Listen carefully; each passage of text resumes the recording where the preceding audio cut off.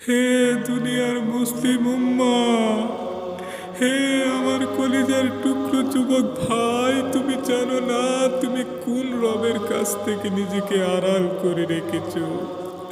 আরে তুমি জানো না তুমি সারা রাত অশ্লীলতায় ডুবে থাকার পর রব তার ফেরেশতাকে দেখে বলে, হে আমার ফেরেশতা যাও, আমার বান্দা সারা রাত তার নফসের প্রতি জুলুম করার পর সে ক্লান্ত হয়ে গেছে, যাও তাকে স্বাদের ঘুম পাড়িয়ে দাও।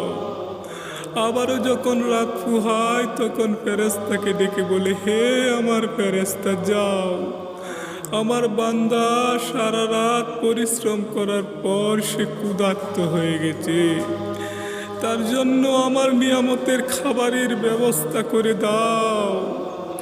হে দুনিয়ার যুবক, তুমি জানো না তোমার সে পাপগুলোর কথা যদি তোমার মা বাবা জানতো তাহলে হয়তো তোমাকে ঘর থেকে লাথি মেরে বের করে দিত।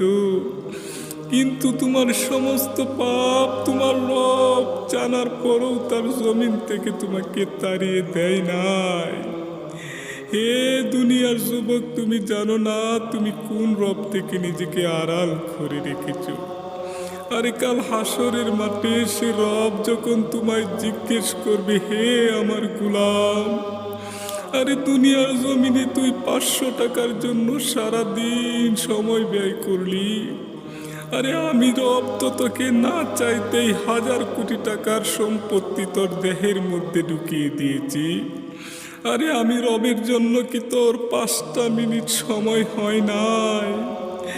হে দুনিয়ার যুবক, তখন হয়তো তুমি বলবে, হে রব, আমি এই পাপগুলো শয়তানের দোকায় পড়ে করেছি।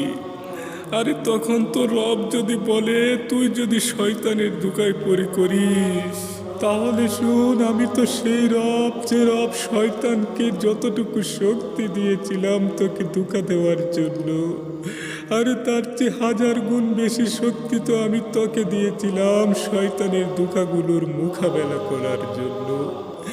এমনকি যখন রব তোমার পাশের জান্নাতি ভাইকে ডেকে এনে বলবে, তোকে দেখ, তাকিয়ে দেখ তোর ওই জান্নাতি ভাইকে, আরে যে শয়তানের ধোঁকাগুলো থেকে মোকাবেলা করে বাঁচতে পারলো, তাহলে তুই কেন পারলি না?